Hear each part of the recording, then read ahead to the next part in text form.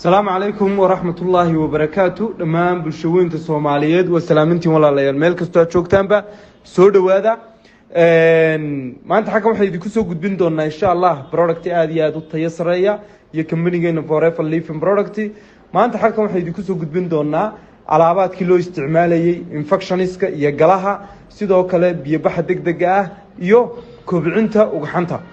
haddaba qaybaadkan waxay ka kooban yihiin saddex qaybood qaybta ugu horeysa waxa weeyaan waa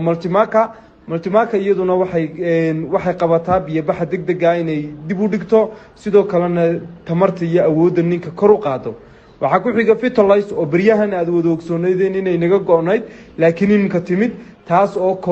vitamin iyo nutrition ah ugxanta ninka inay kor u qaado hamada iyo dareenkana sidoo kale ay wanaajiso waxay sidoo kale faa'iidooyinkeeda kamid ah ka hortagida qanjirka raganimada inuu ninka qanjirkiisu bararo waxa kamid ah sidoo kale